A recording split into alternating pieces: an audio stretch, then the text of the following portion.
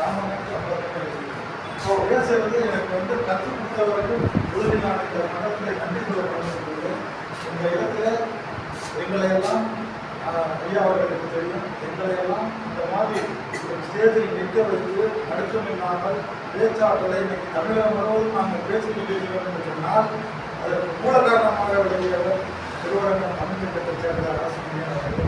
எங்களையெல்லாம் சாதாரணமாக ஒரு கூட்டம் மாதாந்திர கூட்டம் நடக்கும் பொழுது கூட்டி வந்து வரவேற்புரை நிகழ்ச்சிகள், வாழ்த்துறை வழங்குகள், நன்றி உரை கூறுகள் வாய்ப்பு பேசவே தெரியாது. என்னை போன்ற பலரை உருவாக்கி இருக்கிறார். நடுக்கமாக இருந்தால் பேசுங்க, எல்லாரும் மண்டபத்தில் பேசுங்க. அந்த இது போகும், அப்போதான் ஸ்டேட்டோட இது போகுதுன்னு சொல்லி தமிழை ஒரு எங்களை போன்ற ஒரு நல்ல ஒரு நபர்களை உருவாக்கி தந்த பெருமை அரசு நிலையங்களுக்கு பெறும். அப்பொழுது எங்களுக்கு தெரியும் இதே இடத்துல தான் அந்த இழந்த பிறகு அந்த தமிழ்ச்சங்கமானது செயல்பட்டு வருகிறது. நானும் அதை எடுத்து நடந்தாமல் சொன்னேன். இப்பொழுது இந்த இடத்துல இதை பேசும்பொழுது அதை நினைவு கூர்ந்து இந்த அறிவாளர் பேரவை கூட்டத்தை பார்க்கும் பொழுது அவசியம் மாதந்தோறும் பல நல்ல பேச்சாளர்களாக உருவாக்க வேண்டும். அதற்கு மாதந்தோறும் கூட்டம் நடத்த வேண்டும். அதை நம்மளால் முடிந்த அளவு கலந்து கொள்ள வேண்டும். என்னை போன்ற தொடர்புகளையும் இனிமேல் இது கலந்து கொள்ள செல்வதை நான் சொல்லிக் கொள்கிறேன். இந்த கூட்டத்திற்கு ஏற்கனவே அறிவாளர் பேரவை சிறப்பான முறையில் நடந்து கொண்டிருக்கும் பொழுதெல்லாம் நான் ஒரு சாதாரண பார்வையாளராக வந்திருக்கிறேன். ஐயா அவர்கள் தலைவராக இருந்தார். நிறைய கூட்டத்திற்கு நடத்திருக்கிறார். உரையுறையில் நடைபெறும் கூட்டம், இதில் நடைபெறும் கூட்டம்லாம் வந்துருக்கிறாங்க. அதுதான் அப்பெல்லாம் பார்த்தீங்கன்னா எவ்வளோ பெரிய நாங்களாம் இப்போ ஒரு இதாக நினச்சி வருவோம். மாதிரி பேச முடியுமா? அது இவ்வளோ பெரிய அறிஞர்கள், இவ்வளோ பெரிய அறிவாளர் பேரவை இருக்காங்க. இப்படிலாம் நினச்சி பார்க்குற நேரத்தில் சந்தர்ப்பம் என்று எங்களை இந்த மேடையிலே நிறுத்தியிருக்கிறது சொன்னால் அதற்கு காரணம் நாங்கள் கட்டறிந்த தமிழ். அதை பெருமைப்படுத்த வேண்டும் என்ற நோக்கத்திலே இந்த எழுத்துலகிற்கு வந்து முடிந்த அளவு எங்களால் அந்த தமிழை பெருமைப்படுத்திக் கொண்டிருக்கின்றோம். இந்த பத்திரிகை துறை என்பது எனது 25 ஆண்டுகால அனுபவமாகும். இந்த துறையில் நான் சாதாரணமாக முதலில் நிருபராக சேர்ந்தேன். அடுத்ததாக மாவட்ட நிருபராக சேர்ந்தேன். தலைமை செயலாளராக சேர்ந்தேன். அதுக்கப்புறம் உதவி ஆசிரியராக சேர்ந்தேன். இப்போது சொந்தமாக கிட்டத்தட்ட 3 பத்திரிகை நடத்தும் அளவுக்கு வந்திருக்கேன். என்கிட்ட பார்த்தீங்கன்னா 150க்கு மேலே நிருபர் இருக்காங்க. கன்னியாகுமரியிலிருந்து சென்னை கோட்டை வரை 150 பேர் எங்களை கிட்ட பணிபுரிகிறார்கள். அவர்கள் அனைவருமே எந்த விதமான லாப நோக்கம் இல்லாமல் மக்கள் விழிப்புணர்வுக்காக நாங்கள் நடத்தி கொண்டிருக்கிறோம். என்னை பற்றி சொல்ல வேண்டும்னால் நான் சமூக போராளி ராமசாமி அவர்கள் சீடனாக இருந்து பொதுவாகவே அதிலிருந்து ஆரம்பிக்கலாம். இப்பொழுதும் அதை தொடர்ந்து அவர்கள் முன்னால் நடத்தி கொண்டிருக்கின்ற ஸ்ரீரங்க மக்கள் சங்கம் என்ற அமைப்பை ஆரம்பித்து அதற்கு தலைமை ஏற்று தொடர்ந்து மக்கள் நலப்பணியை செய்து வருகின்றோம்.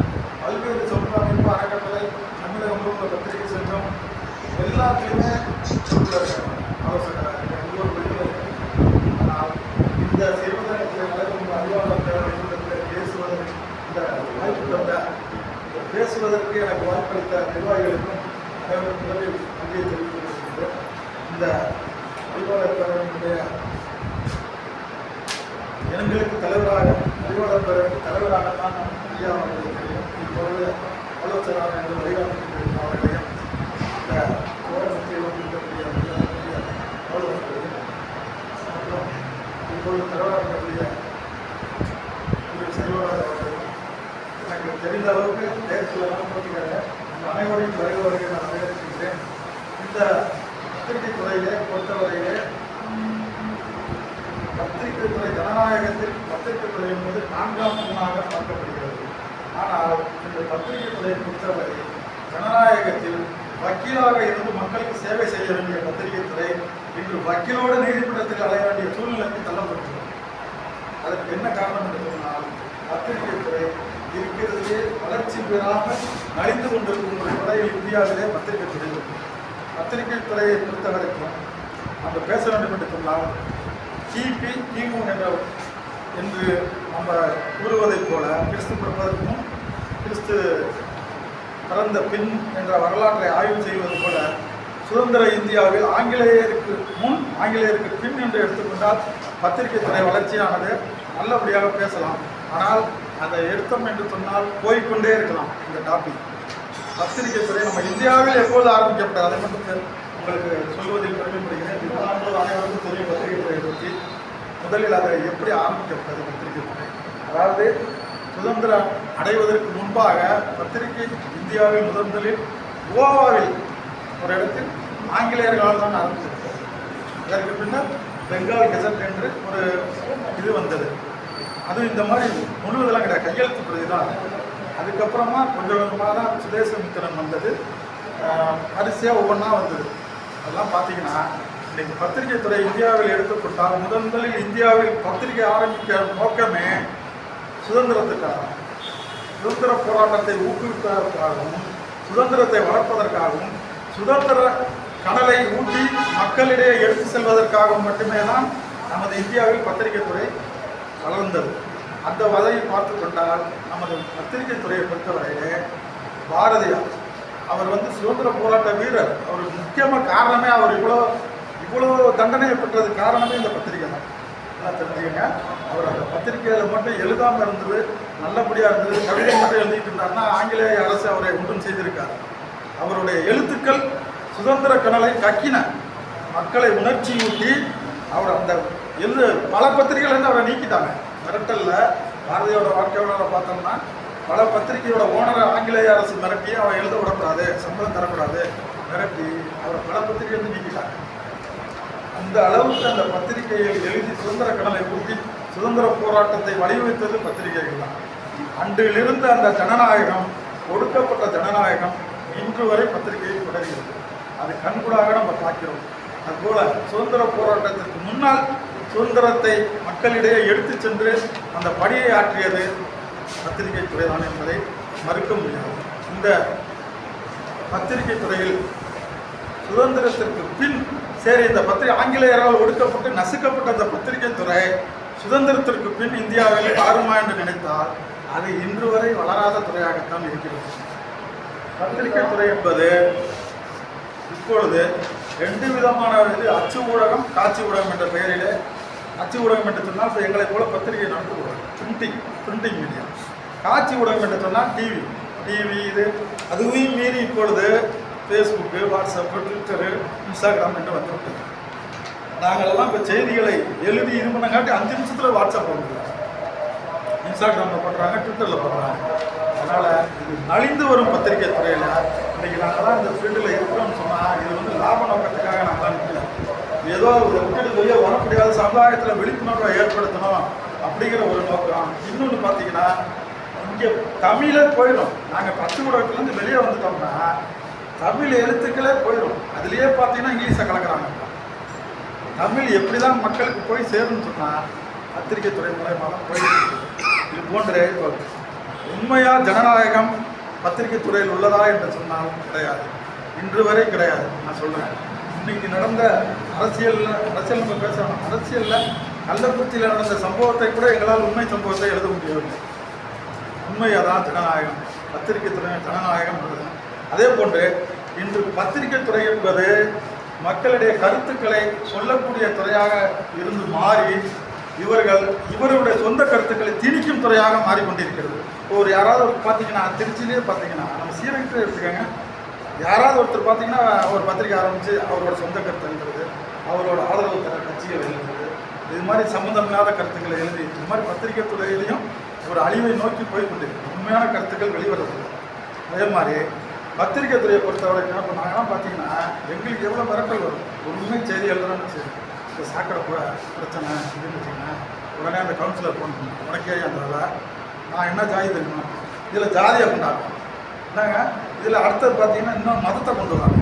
இப்போ எங்கடா வச்சுக்கிட்டா கிறிஸ்டின்ல வேணுனே எழுதுறாங்க. அது மாதிரி பத்திரிகை துறையை பொறுத்தவரைக்கும் இன்று வரை பல்வேறு விதமான அச்சுறுத்தல்கள் இருக்கின்றன. அதையெல்லாம் தாண்டி நாங்களெல்லாம் பத்திரிகை நடத்துகிறோம் என்று சொன்னால் மிகப்பெரிய ஒரு சவாலாகத்தான் இதை எதிர்கொண்டு வருகிறோம். ஜனநாயக நாடு இந்தியா மிகப்பெரிய ஜனநாயக நாடு, அது மறுப்பே கிடையாது. ஆனால் இந்த மிகப்பெரிய ஜனநாயக நாட்டில் பத்திரிகை சுதந்திரம் இருக்கிறதா என்று சொன்னால் தற்பொழுது இல்லை.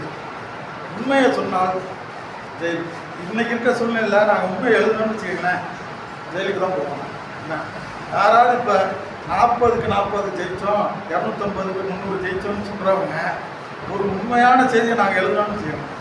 காசு செலவு பண்ணாமல் அவங்க ஜெயிக்க முடியும். இதை நாங்கள் உண்மையை எழுத முடியுமா சொல்லுங்கள்? எழுதுனோம்னா என்ன ஆகும்? ஒரு பெரிய பெரிய பத்திரிகைகளை பார்த்தீங்கன்னா, தினமலர், தினத்தந்தி, மிகப்பெரிய பத்திரிகைகள்லாம் பார்த்தீங்கன்னா அந்த அரசியல் கட்சிகள்கிட்ட விளம்பரம் ஆகும். கோடிக்கணக்கில் விளம்பரம். அது எல்லாமே தேசிய கட்சியாக இருக்கட்டும், மாநில கட்சியாக இருக்கட்டும், கோடிக்கணக்கில் விளம்பரத்தை வாங்கிட்டு அவங்க செய்கிற எதையுமே அதில் எழுத முடியும். நல்லா தெரிஞ்சுக்கோங்க. அவங்க செய்கிற ஊழலையோ அவங்க பண்ணுற செலவுகளையோ எதையுமே இந்த காலத்தில் எழுத முடியாது. டிவி வச்சுருக்கவங்களும் அப்படி தான். நொடிக்கு நொடி விளம்பரத்தை போட்டு அவனை போய் எடுத்து பேச முடியுமா? அவனை பற்றி எது இது பண்ண முடியுமா? அவனோட ஊழலை சொல்ல முடியுமா? அப்படிங்கிற சூழ்நிலையில் அப்படி எப்படி ஜனநாயகத்தை எப்படி காப்பாற்ற முடியும்? பத்திரிகை துறை ஜனநாயகத்தை காப்பாற்றுவதில் பத்திரிகை துறை மிகப்பெரிய தோல்வியை சந்தித்து வருகிறது என்று தான் இந்த மன்றத்தில் பதிவு செய்வதையும் நான் பெருமை கொள்கிறேன். ஏனென்று சொன்னால் இந்த ஜனநாயக நாட்டிலே பத்திரிகை துறை என்பது இப்பொழுது காசு பார்க்கும் துறையாக மாறிவிட்டது. இப்போ நான் கூட என்னென்னு வச்சுக்கேன், நான் தான் அந்த காலத்தில் சொல்லி நியூஸே மாற்றலாம். அந்த மாதிரி ஒரு கேவலமான துறைக்கு பத்திரிகை துறை சென்று கொண்டு இருக்கிறது. இப்போ 200 ரூபா கொடுத்தா போதும் வந்து நிருபர்களாக நிற்கிறதுக்கு இந்த திருச்சின்னு ஒவ்வொரு மாவட்டத்திலும் பல குழுக்கள் இருக்குது. இல்லை, அது அவங்க போகிற செய்தி எதுவுமே வராது. நீங்கள் காசு தான் கொடுக்கணும், செய்தி வராது. அவங்க ஆசிரியர் என்ன முடிவு பண்ணுறாங்க அவன் இது மாதிரி பத்திரிகை துறை என்பதற்கு இன்னைக்கு ஜனநாயகத்திலே அழிந்து கொண்டிருக்கும் துறையாக மாறி வரும் என்பதை உறுதி கூறுகிறேன். இந்த துறையை வலுப்படுத்த வேண்டும் என்று சொன்னால் இருக்கிறார்கள், சில பேர் இருக்கிறார்கள். அது நான் என்னை பெருமையாக சொல்லவில்லை. தமிழகம் முழுவதும் நான் சுற்றுப்பயணம் செய்யும்போது ஜனநாயகத்தில் நம்பிக்கை உள்ள பல பத்திரிகை நடத்திக்கின்றன. எந்த விதமான காசும் இல்லாமல் நேரடியாக செய்திகளை போட்டு நல்லபடியாக நடத்தி கொண்டு தான் இருக்கிறார்கள். அவர்களெல்லாம் பாராட்ட தான் வேண்டும். பத்திரிகை துறையும் இல்லை என்று சொன்னால் இந்த ஜனநாயகத்தில் இன்னும் கேவலமான நிலைமைக்கு போய் கொண்டிருக்கிறோம். அதற்கு உதாரணம் கள்ளக்குறிச்சியுடைய சாவாக எடுத்துக்கொள்ளலாம். உண்மை நிலவரம் 100 பேருக்கு இன்னும் ஆஸ்பத்திரியில் தான் இருக்காங்க. இன்னும் செத்துக்கிட்டு இருக்காங்க. 2-3 பேர் செத்துக்கிட்டு இருக்காங்க. அதை நம்ம எழுத முடியாது. ஒரு உதாரணத்துக்கு எடுத்துக்க, ஸ்ரீரங்கத்திலே எவ்வளவு நடந்துகிட்டு இருக்கு, நாங்கள் எழுத முடியாது. போதைப் பொருள் அது இது எதுவுமே எங்களால் செய்ய முடியாது. காவல்துறை அப்படி ஏறி கேஸ் போடுறது. அது கட்சி நான் யாரையும் எதுவுமே குறை சொல்ல விரும்பல. எந்த கட்சி ஆட்சிக்கு வந்தாலும் சரி அவங்களை எழுத்து எழுதுறதுங்கிறது இந்த இந்திய நாட்டிலே ஜனநாயக விரோதமாக பார்க்கப்படுகிறது. இன்னும் சொல்ல போனால் இந்திய அளவிலே ஒரு நல்லதை சொல்ல வேண்டும் என்று சொன்னால் அது தேச விரோதமாக பார்க்கப்படுகிறது. இவர்களெல்லாம் தேச விரோதிகள், இந்த பத்திரிகை தேச விரோத பத்திரிகைலாம் சொல்லி ஜெயிலுக்கு போன இதெல்லாம் இருக்காங்க. இது போன்ற இந்த சூழ்நிலையிலே இந்தியாவில் பத்திரிகை சுதந்திரம் என்பது கேலி கூத்தாக மாறிக்கொண்டிருக்கிறது. இந்த பத்திரிகையை மீட்டெடுப்பதற்காக பலர் போராடி கொண்டிருக்கின்றனர். அதில் நான் ஒருவன் என்பதில் பெருமை கொள்கின்றேன். நீங்கள் எப்பொழுது வேண்டுமானாலும் எந்த செய்தியாக இருந்தாலும் எங்களிடம் கொடுக்கலாம். நான் போடுவேன், அவசியம் போட்டு அதை வெளிப்படுத்த தயாராக இருக்கிறேன். இந்த அறிவாளர் பேரவையில் இனிமேல் நான் தொடர்ந்து வருவேன் நான் உறுதி கொள்கிறேன். மரியாதைக்குரிய எனக்கு தொடர்ந்து பேசிக்கிட்டே இருக்கலாம். டைம் இல்லாத நேரத்தில் அடுத்த கூட்டத்திலேயே நான் பேசுகிறேன். அந்த அவசியம் இந்த பத்திரிகை துறை சம்பந்தமான எந்த சந்தேகங்கள், செய்தி போடுறது, ஒரு விழிப்புணர்வு ஏற்படுத்துங்கிறப்ப நீங்கள் எனக்கு அவசியம் கான்டாக்ட் பண்ணுங்கள். அதே மாதிரி உங்களுக்கு ஏதாவது விளம்பரம் கொடுத்துருந்தா கூட நான் வந்து ஃப்ரீயாக தான் கொடுத்துருவேன். எங்கள் பத்திரிகையில் ஆர்டிகல்ஸ் இது மாதிரி ஒரு இது பண்ணால் கூட என்னை நீங்கள் கான்டாக்ட் பண்ணுங்கள். எந்த செய்தியாக இருந்தாலும் இது பண்ணுங்கள். எனக்கு இந்த வாய்ப்பை அளித்த அறிவாளர் துறை நிர்வாகிகள் அனைவருக்கும் நன்றி கூறி விடைபெறுகிறேன்.